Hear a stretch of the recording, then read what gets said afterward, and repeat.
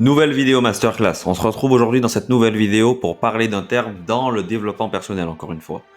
Cette fois-ci, nous allons aborder un terme dans les relations hommes-femmes. Ce qui est très important parce que, bien entendu, ça coïncide avec le thème du développement personnel. Si nous n'avons pas de relations saines, nous ne pouvons pas avoir une vie saine. Totalement logique. Donc les gars, sans perdre de temps, on enchaîne tout de suite avec le premier point de ce chapitre. Et donc le premier point, ça va être le lieu de rencontre. C'est-à-dire l'endroit où vous avez rencontré pour la première fois cette femme, votre petite amie ou votre futur petit ami. Admettons qu'un homme prenne rendez-vous avec moi sur Calendly, ok? Pour un problème qu'il a dans sa relation. C'est-à-dire que, disons qu'il s'est fait tromper. Il s'est fait tromper par sa femme ou par sa petite amie. La première chose que je ferai, c'est lui poser la question, ok, commence par le début, tout simplement. Commence par le début, explique-moi où tu as rencontré cette femme. Et bien souvent, même si ce n'est pas une généralité, mais ça peut arriver qu'ils me répondent par exemple, je l'ai rencontré en boîte de nuit. Frérot, c'est normal. Là, excuse-moi, de toi à moi, c'est normal qu'elle t'ait trompé. Qu'est-ce qu'elle fait en boîte de nuit? Le ratio de filles qui ne sont pas mariables en boîte de nuit est de combien à votre avis? Environ 99%. Si dans le monde déjà, dans le monde de dehors, environ 90% des femmes ne sont pas mariables, les gars, vous vous dites bien qu'en boîte de nuit, là on pète les scores. Faut être logique à un moment donné, les gars. C'est normal. Si tu t'es fait tromper parce que ta petite, enfin, ou du moins, car tu as rencontré ta femme en boîte de nuit, c'est totalement logique. Si tu t'es fait tromper et que tu as rencontré ta femme en boîte de nuit, c'est justement parce que tu l'as rencontrée en boîte de nuit. C'est logique. Et me dites pas, oui, non, mais elle va en boîte pour s'amuser. Ok, qu'est-ce qu'elle va faire en boîte de nuit? Qu'est-ce qu'elle va chercher en boîte de nuit? De l'alcool? Ok, il n'y a pas d'autre endroit, il y a pas d'autre endroit où on peut boire. La musique, elle peut pas écouter de la musique.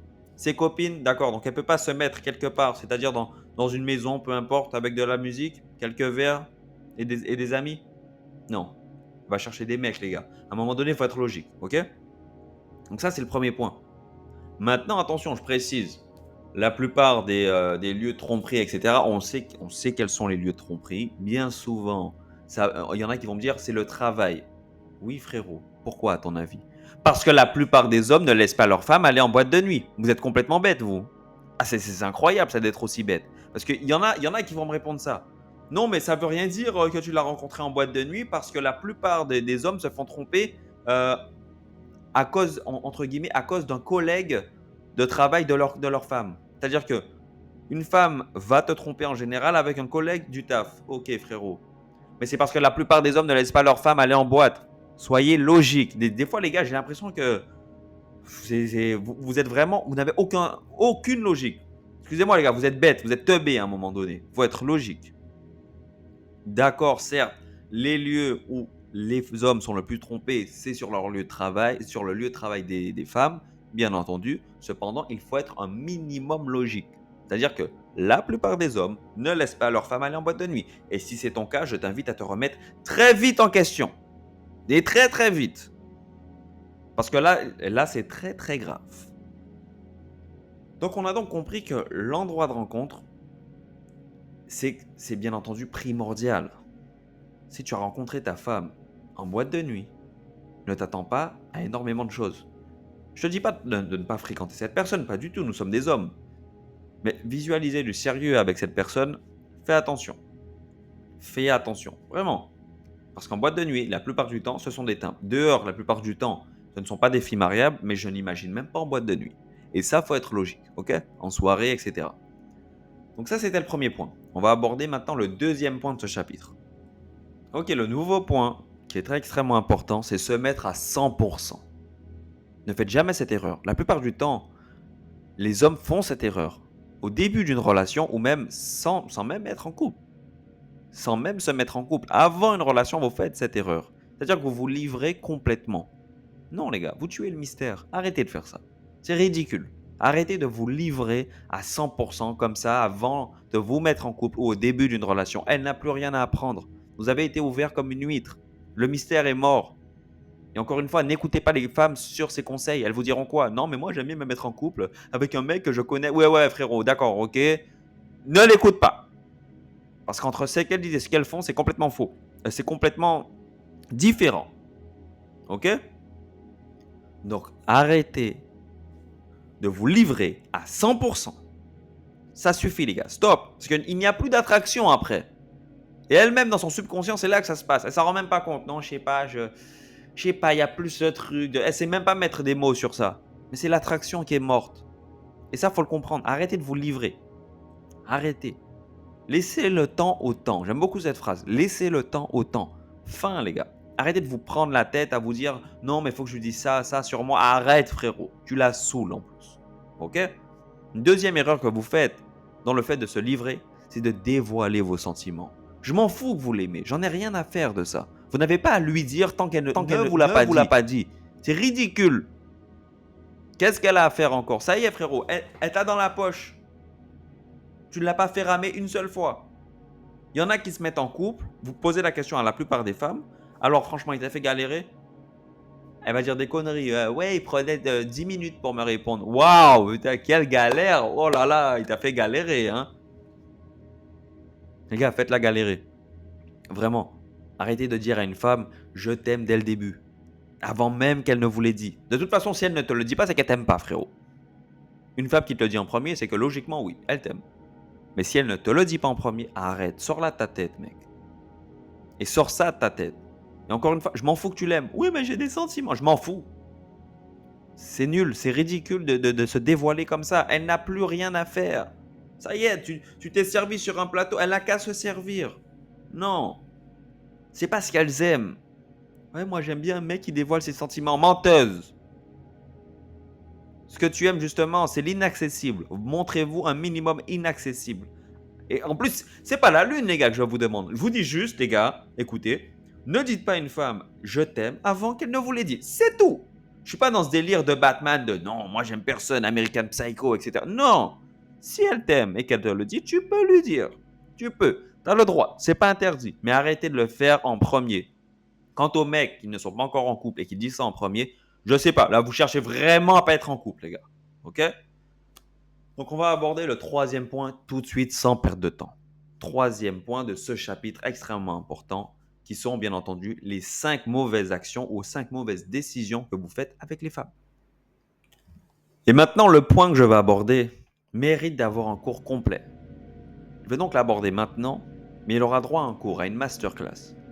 Parce que ce terme, qui est extrêmement important dans le développement personnel et notamment en relation avec les femmes, revient de plus en plus aujourd'hui. La plupart des hommes sont atteints de cette maladie.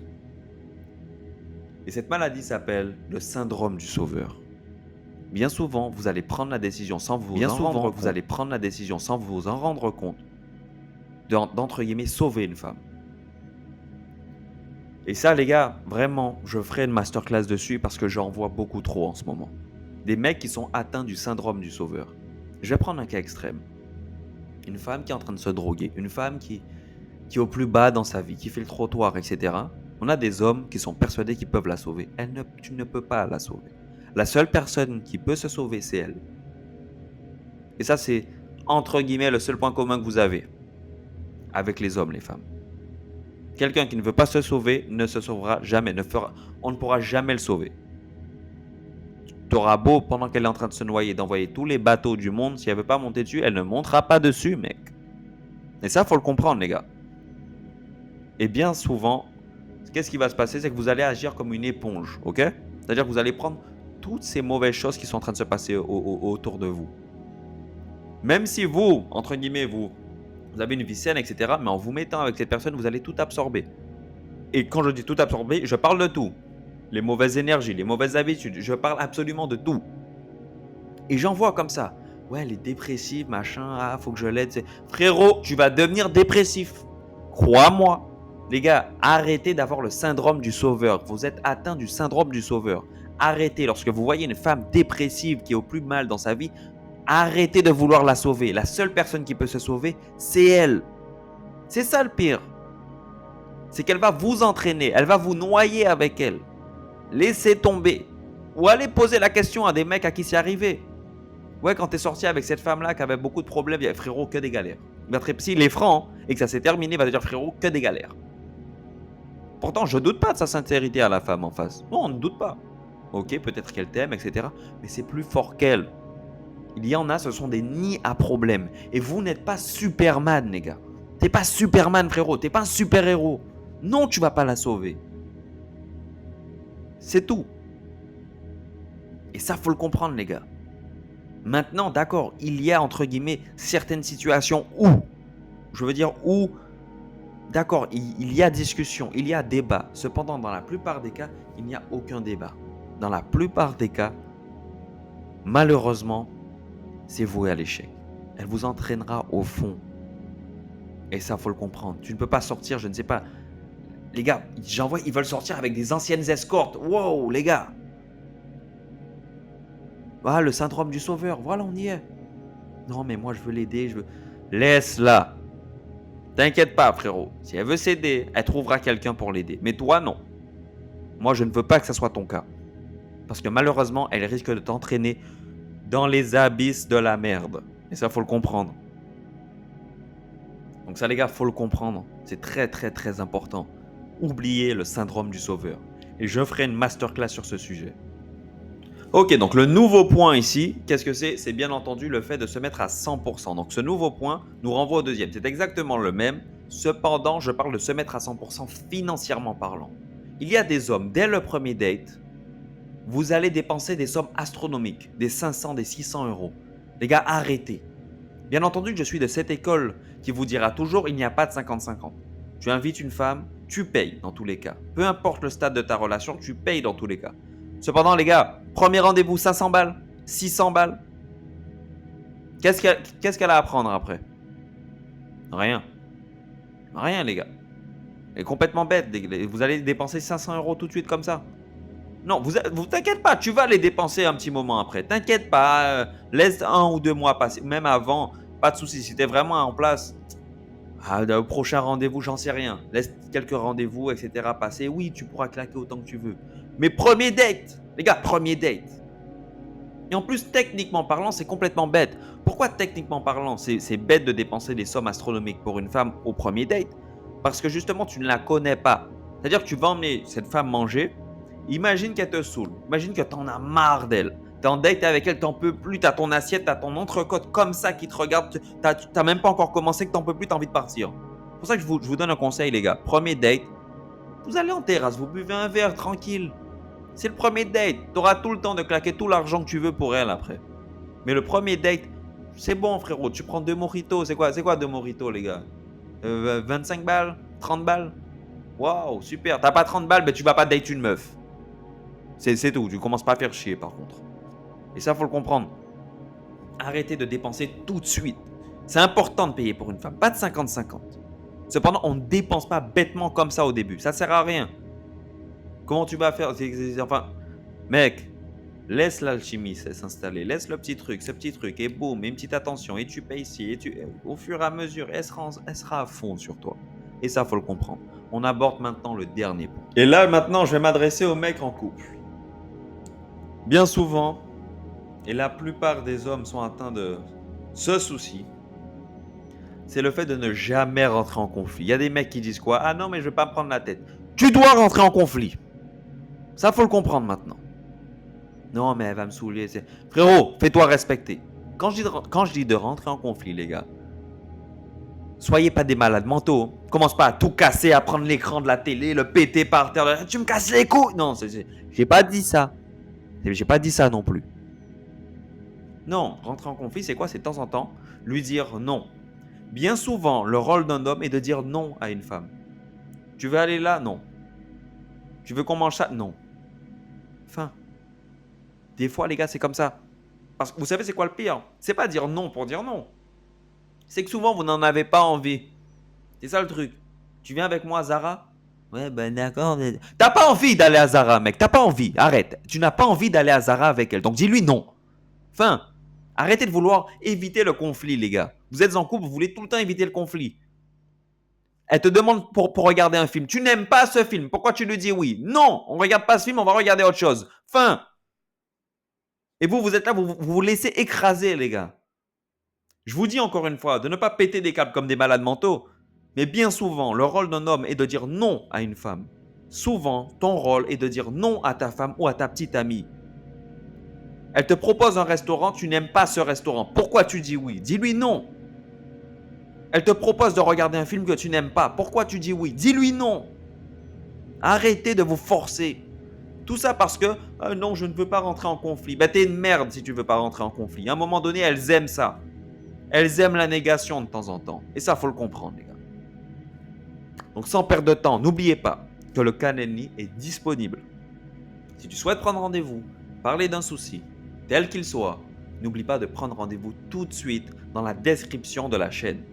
Il y a le petit lien Calendly, tu cliques dessus, tu mets ton rendez-vous, ton heure, etc. Et bien entendu, Spirit One est disponible. La première formation qui vous permettra d'avoir les bases. Que vous soyez salarié ou entrepreneur, vous en avez absolument besoin et j'insiste dessus.